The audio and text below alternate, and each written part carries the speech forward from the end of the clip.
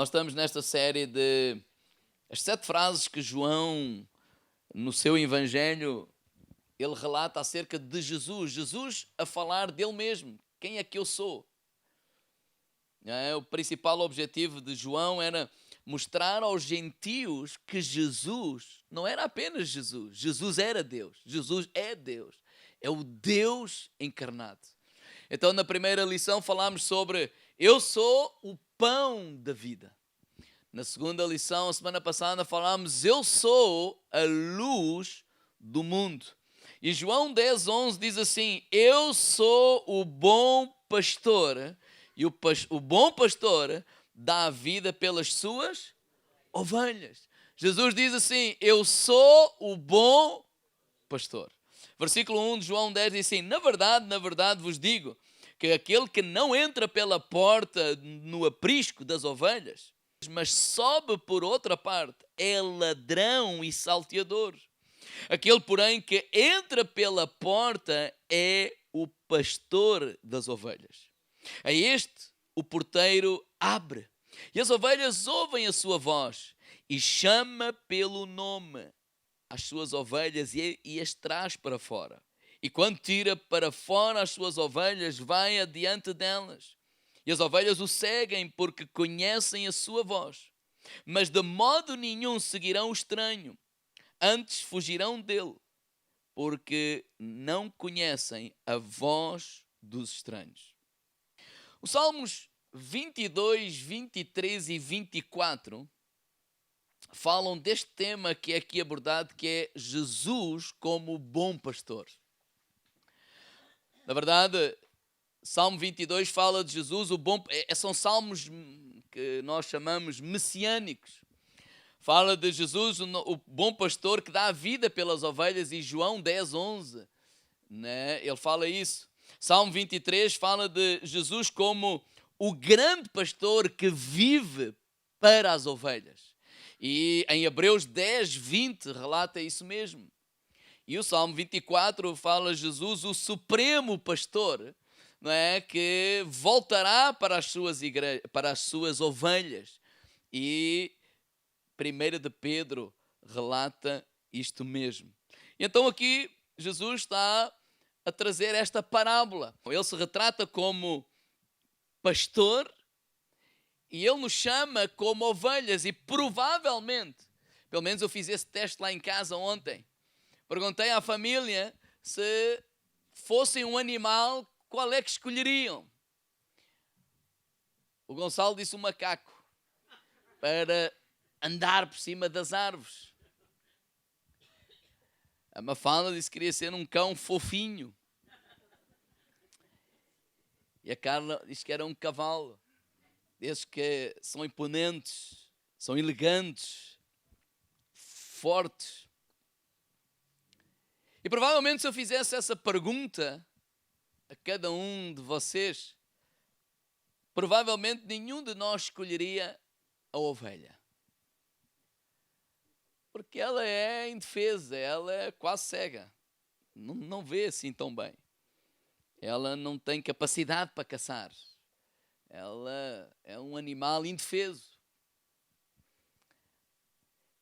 E quando Jesus fala esta parábola, esta história, a Judeia é uma região de montanhas e vales e ali não dá para a agricultura. Então o que acontecia ali era, exercia-se a função de pastoreio de ovelhas. E havia, quando fala aqui de apriscos, havia dois tipos de apriscos. No inverno havia um aprisco que eu chamaria agora assim, comunitário. Os pastores não ficavam lá no campo, eles retornavam a casa e havia um grande aprisco, onde as ovelhas de vários pastores, passavam ali a noite. E esse aprisco tinha um porteiro. Então, cada manhã, cada pastor ia lá ter com as suas ovelhas, não é? Se apresentava ao porteiro, o porteiro abria a porta, não é? E ele poderia entrar. E diz que esse pastor falava e as suas ovelhas conheciam a sua voz. Então ele retornava para fora e em frente, e as ovelhas seguiam esse pastor. Mas também havia um outro aprisco, que era no verão. No verão as noites não são tão frias e então os pastores ficavam lá nos campos. Então o aprisco era algo mais pequeno e era apenas para o seu rebanho de ovelhas, assim, murado de pedras, né, para elas não saírem dali, passarem ali a noite. E havia uma porta, e ali a porta era o próprio pastor. Cada ovelha que passava tinha que passar pelo pastor, e mais ninguém entrava ali a não ser que passasse por cima do pastor. Então Jesus diz que ele é o pastor que entra pela porta. E ele diz também que o ladrão, ele não é pastor, e ele o que gosta de fazer é de roubar as ovelhas, né? E ele não entra pela porta, ele não tem legitimidade para entrar no aprisco. E a pergunta é: de quem é que Jesus está a falar? Eu sei que nós usamos e muitas vezes se usa, e eu usei no passado muitas vezes, versículo 10, que o ladrão veio para matar, roubar e destruir, identificando esse ladrão como o diabo. Mas a verdade é que quando nós lemos toda esta passagem do capítulo 10, e se nós vemos de trás do capítulo 9, de facto Jesus não está a falar do diabo. De quem é que Jesus está a falar? O capítulo 9 fala da cura de um cego de nascença. Algo que nunca tinha acontecido, e ainda por cima essa cura aconteceu num sábado. Então, esse milagre, ele teve uma repercussão muito grande. Ficou tudo ali em alvoroço.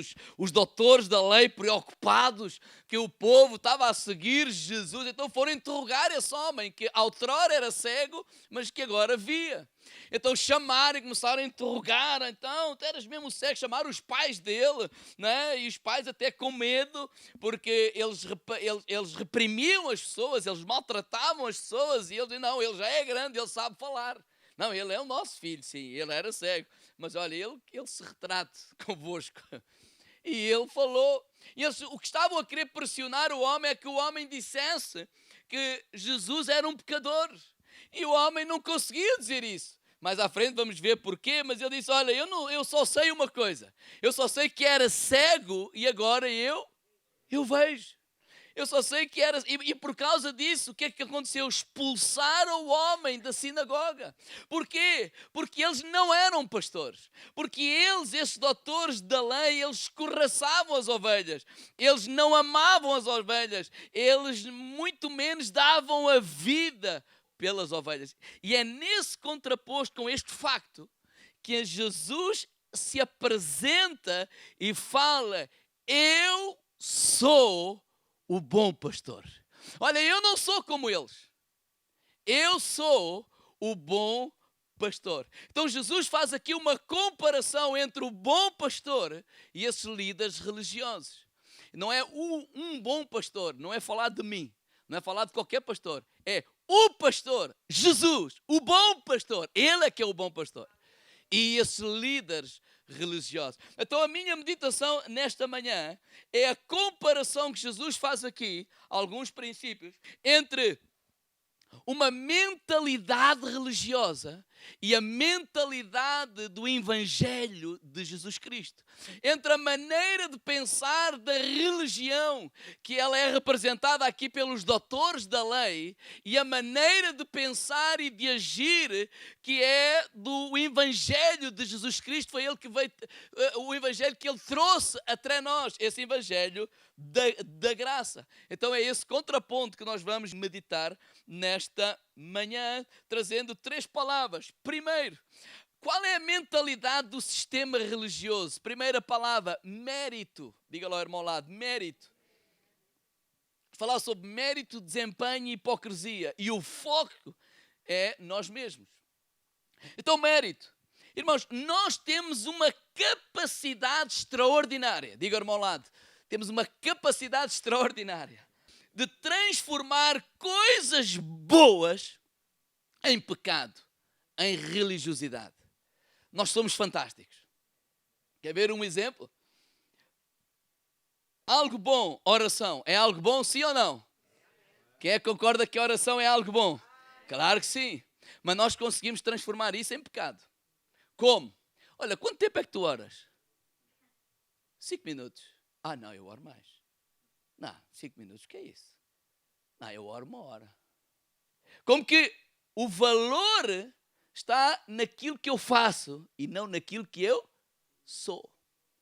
Não é? Eu começo a definir o meu valor, a minha aceitação pelo mérito. Então quem é que é o mérito? É meu, porque eu oro mais. Essa é a maneira de pensar desta gente. Por exemplo, jejum. Quem é que acha que jejum é bom? Ah, glória a Deus. Mas quando eu uso o jejum para me superiorizar aos outros, para achar que assim eu tenho mais mérito, assim quando eu oro, Deus vai me responder melhor ou mais do que qualquer outro pecador, não é? Eu consigo transformar algo bom em algo pecaminoso, e esse é o sistema religioso. Essa é a religião. Exemplo, Lucas 18, não vamos abrir, mas quando o fariseu e o publicano vão ao templo, e o fariseu começa a orar: graças te dou, Senhor. Por quê? Porque eu não sou, ó Deus, como os demais homens, roubadores, adultos, etc. E o que é que ele diz a seguir? Eu dou o dízimo, eu oro, eu faço, eu isto, eu aquilo. Ou seja, eu sou melhor que ele. Deus a mim ouve-me, a ele nem pensar. Bem, mas termina essa parábola dizendo assim que o pecador, o publicano, saiu justificado. Ele bateu no peito e ele disse: eu penso que o homem pensou assim: eu faço a oração que ouvi, eu nem levanto a minha cabeça. Diz que ele saiu justificado. A João 9. Quando a conversa entre os fariseus e este tal cego, que agora não é cego, ele vê, foi curado de nascença, nunca se tinha visto. E ele diz assim: porque esta gente é judeu, eles conhecem a Torá, eles conhecem a lei. E no versículo 31, na conversa entre eles, este interrogatório, esta pressão, o homem diz assim: ora, nós sabemos porquê? Porque nós conhecemos a lei.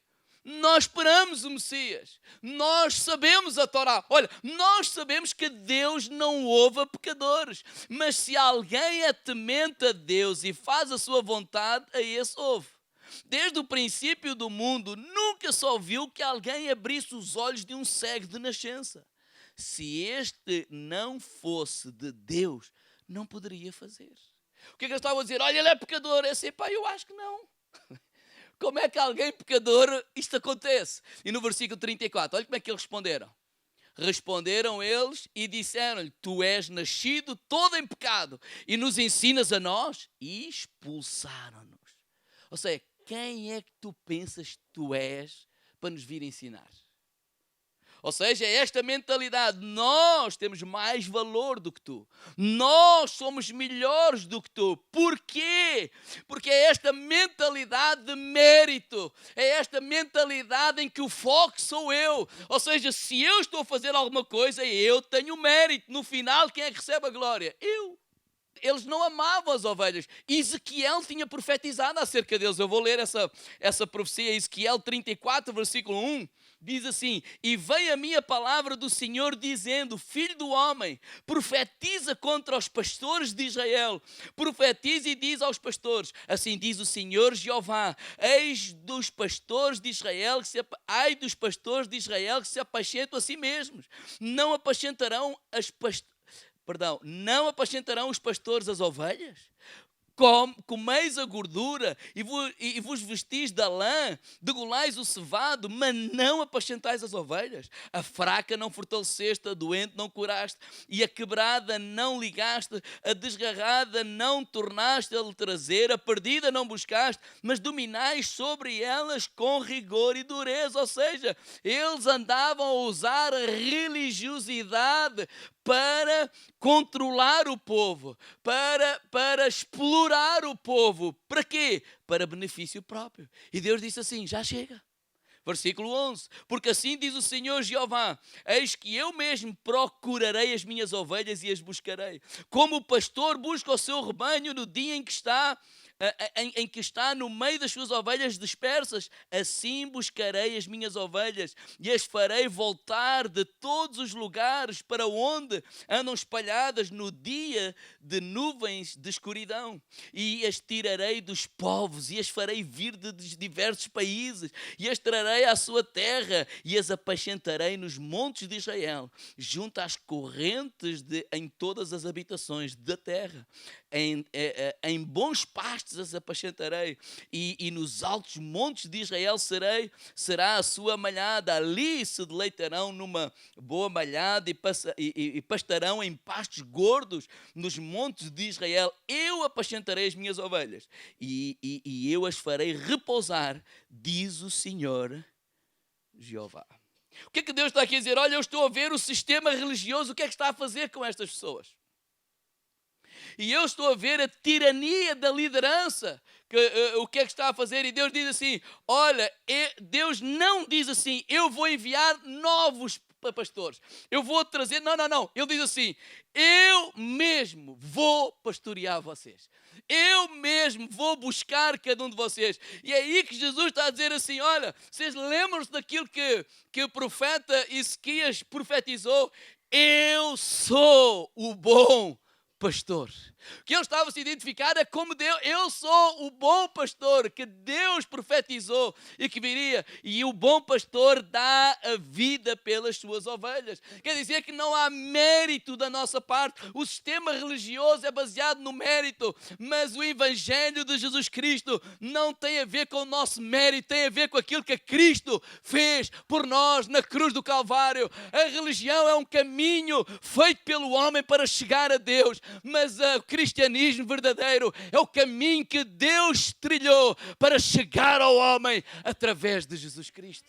Diga, irmão, lá não há mérito nosso, não há mérito nosso, pela graça sois salvos por meio da fé. Isso não vem de vós, é dom de Deus. Nós não somos aceitos porque oramos, nós não somos aceitos porque jejuamos, nós somos aceitos, não há mérito nenhum nosso, por causa do sacrifício de Jesus Cristo na cruz do Calvário. Irmãos, quando Ele não só morreu por nós para permitir a nossa salvação, Ele morreu em nosso lugar.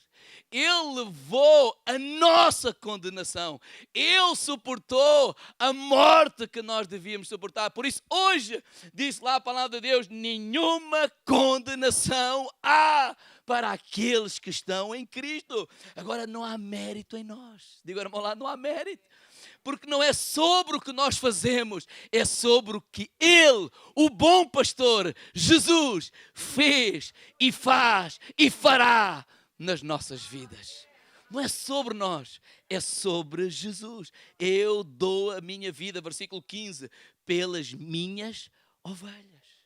O sistema religioso, a mentalidade religiosa é baseado no mérito. O evangelho de Jesus Cristo é graça de Deus, é favor imerecido.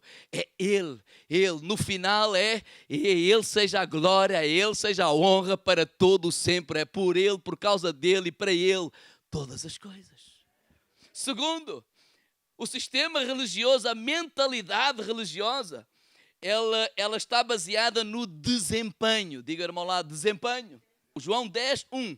Na verdade vos digo que aquele que não entra pela porta no aprisco das ovelhas, mas sobe por outra parte, é ladrão e salteador. O ladrão e salteador é o falso pastor que só quer explorar as ovelhas. E o que é este saltar o muro? É forçar.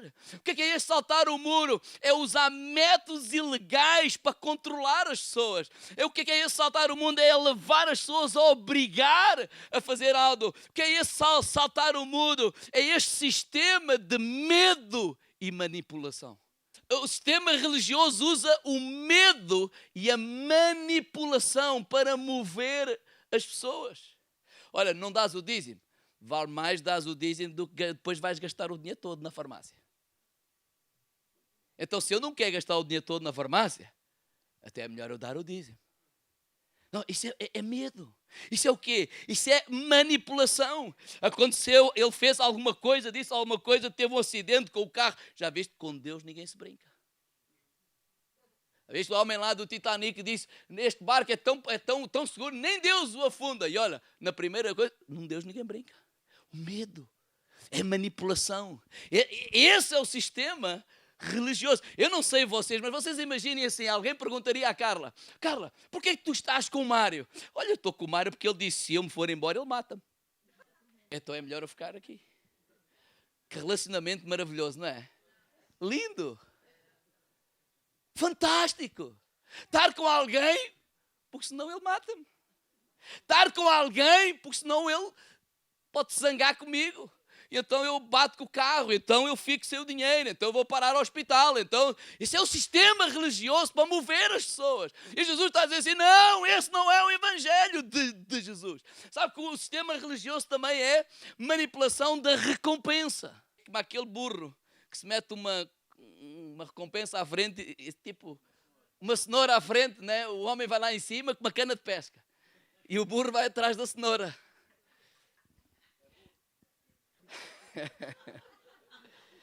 Queres ser curado? Tens que. Queres ser abençoado? Tens que. A força motivadora, o interesse é conquistar alguma coisa que eu quero. E isso é o sistema religioso. E porquê é que Jesus vem falar contra esse sistema religioso? Não, esse não é evangelho. Porque no sistema religioso, no fundo, quer por medo, quer pela recompensa, o foco é quem? Sou eu. Não é? Sou eu. Quem é que é o Deus? Eu. Por quê? Eu não saio porque eu tenho medo.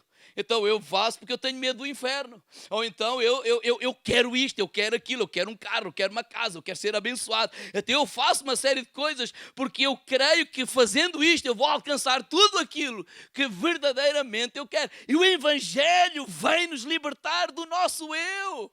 O Evangelho vem nos libertar do nosso egoísmo, do nosso eu, dessa mentalidade egocêntrica. O Evangelho vem nos libertar do medo, da manipulação e desse sistema de recompensa. Ou seja, faz isto podes parar de viver assim. Porque, ou seja, é dizer assim, olha, podes parar de viver, podes parar de fazer isto, podes parar de fazer aquilo. Porquê? Porque em Cristo nós já somos livres. Cristo nos libertou e verdadeiramente somos livres.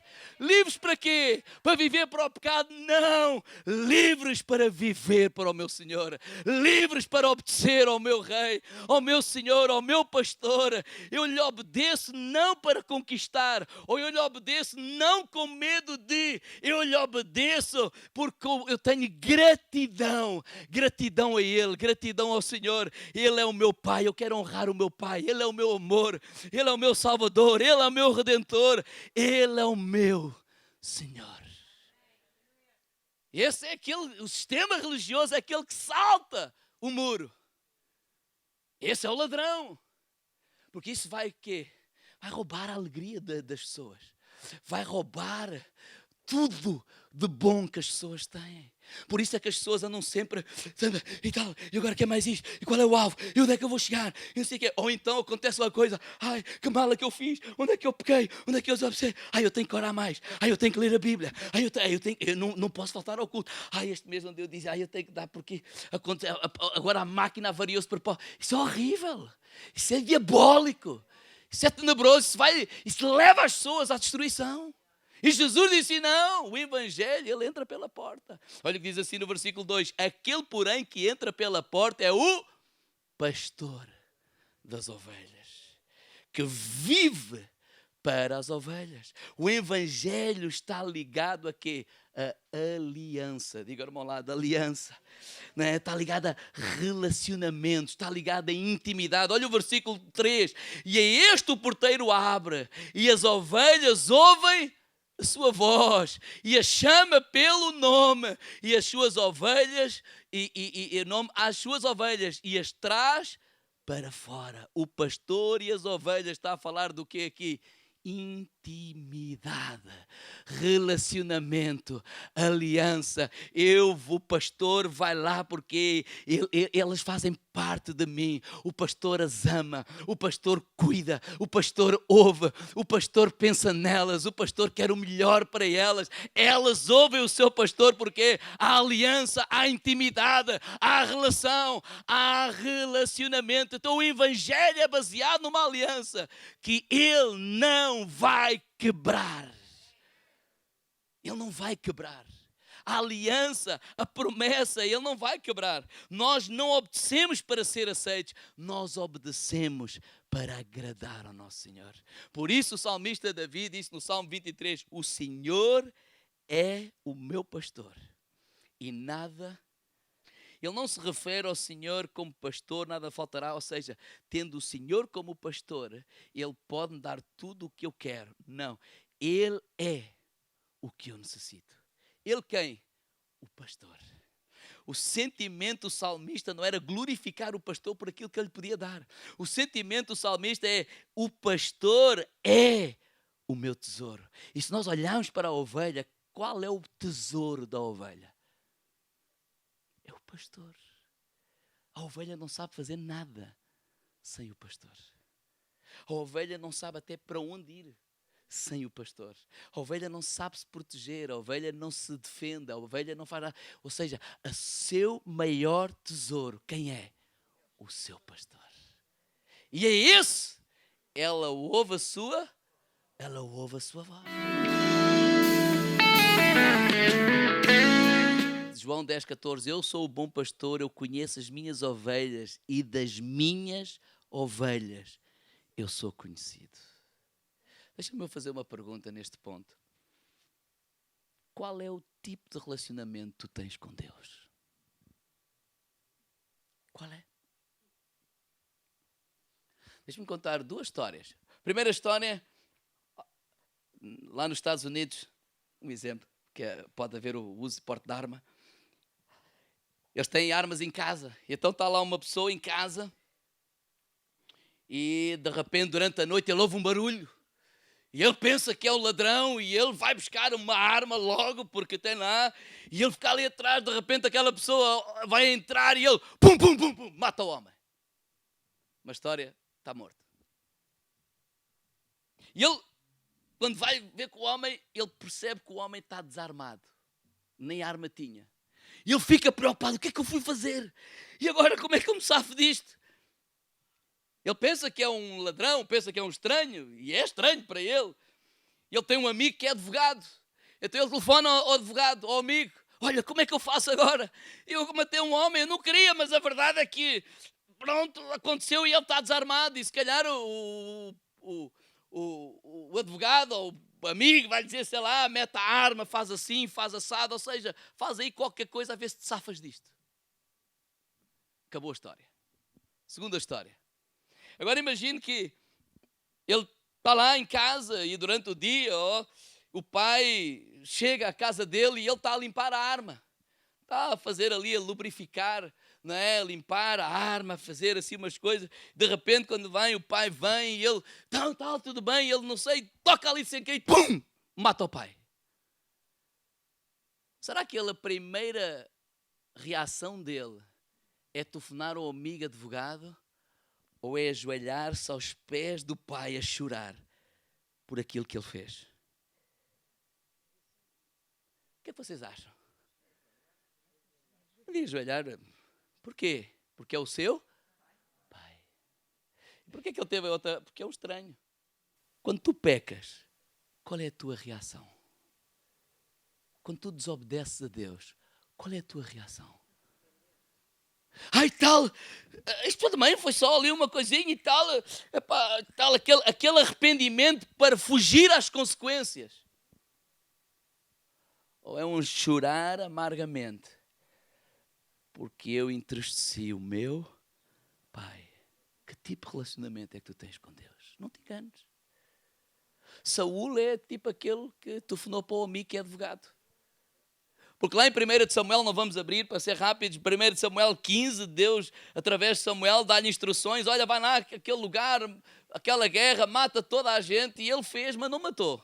Deus falou a Samuel, foi ter com ele. Então, e a primeira coisa que Saul disse a Samuel foi: oh, meu pai, tal, executei a palavra do Senhor, eu fiz tudo o que Deus mandou. E tal, e o Samuel ouviu ali uns balidos, que era lá de uns animais, umas vacas e tal. Olha, qual é este som? Ah, isso é umas vaquitas, está ali, mas isso não... Então, mas Deus não mandou matar tudo. Ah, sim, mas olha, foi o povo. Foi o povo. Então, mas quem é que é o líder? Quem é que é o rei? É o povo ou és tu? Ah, não, é para sacrificar. Tanto que é lá que diz 1 Samuel 15, 22, olha, mas Deus tem mais prazer em obediência ou em sacrifícios? E aquela conversa dura, até que o Samuel diz, olha, mas também Deus já te rejeitou. Eu disse, eu pequei, mas honra-me perante os meus servos. Essa é a preocupação do estranho. Ele quer receber a honra. Ele vive pela aparência. Ele não tem intimidade com o pastor. Mas Samuel, por outro lado, lá também pecou, foi lá, devia ir para a guerra, não foi. E quando a gente devia estar a fazer uma coisa que não faz, normalmente corre perigo. Então ele viu a Betseba, mandou chamar, etc., adultera, depois para cobrir aquilo, manda chamar o marido dela da guerra, mas o homem não dorme a noite com a mulher porque diz, não, eu não vou fazer isso. Ou seja, resumindo, quando o profeta Natã, em 2 de Samuel, capítulo 12, vai falar com ele, ele diz logo no versículo 13, então disse Davi a Natã, pequei contra o Senhor. E Salmo 51, versículo 1 diz, é a oração que Davi faz, tem misericórdia de mim, ó Deus. Que tipo de relacionamento é que tu tens com o Pai?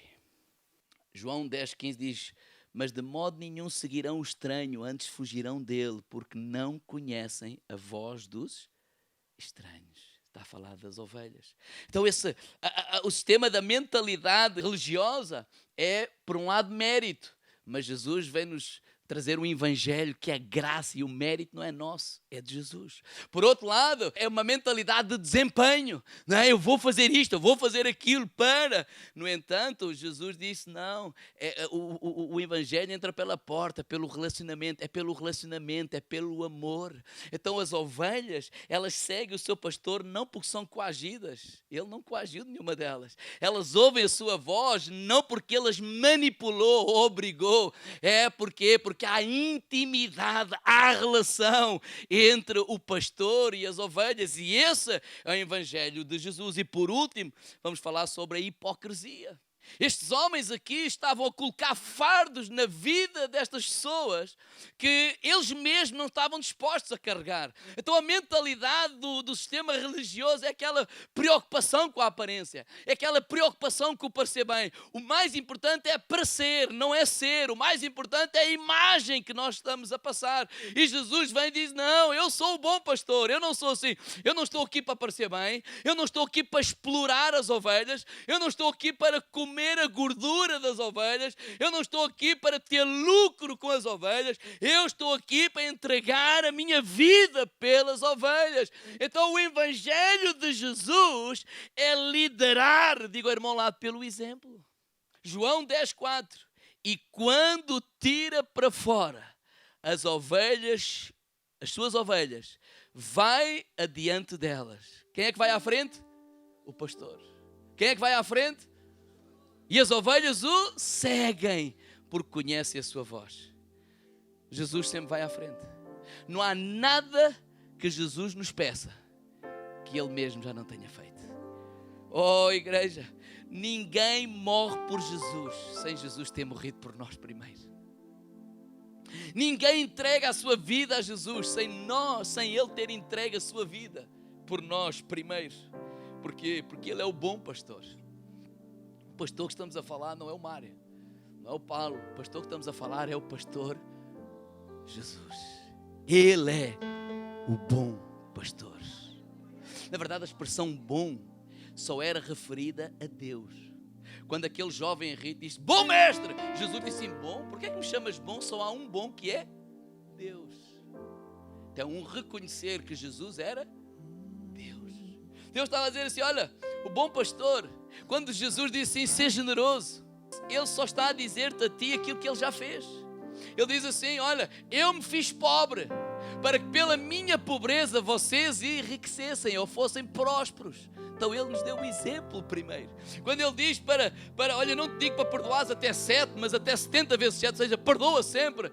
Ele não está a dizer algo que Ele próprio não tenha feito primeiro. Se nós fomos perdoados por Ele, na cruz do Calvário Ele disse: Pai, perdoa-os porque eles não sabem o que fazem. Ou seja, Jesus não nos pede nada que Ele próprio, em primeiro lugar, já não tenha sido um exemplo a fazer.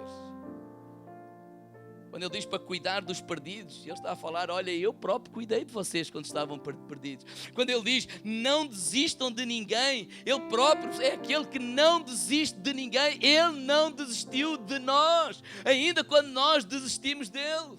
Então Ele está a dizer assim: não há nada que Jesus nos peça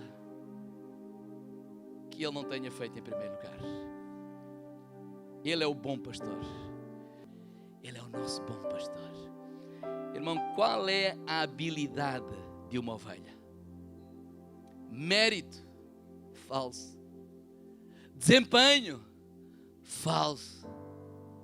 Qual é a habilidade de uma ovelha? O que é que ela faz? Segue o seu pastor. A habilidade da ovelha é seguir o seu pastor.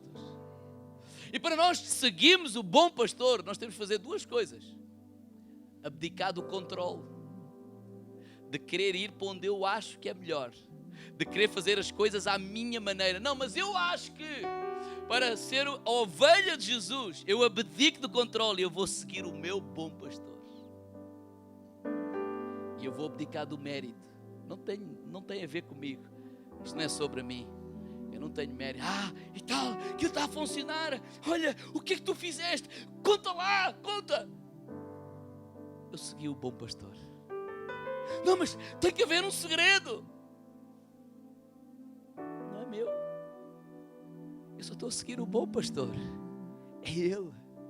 É a sua graça. É a sua bondade. É a sua misericórdia. É o seu favor. Não tem a ver comigo. Não tem a ver conosco. Não tem a ver com o que eu faço. Eu só faço uma coisa: seguir o bom pastor. Então abre mão, eu termino dizendo isto: abre mão do controle, abre mão dos teus méritos e confia no bom pastor. Ele é o nosso bom pastor. Então esse bom pastor, Ele vai nos conduzir, como diz lá o Salmo 23, a pastos verdejantes.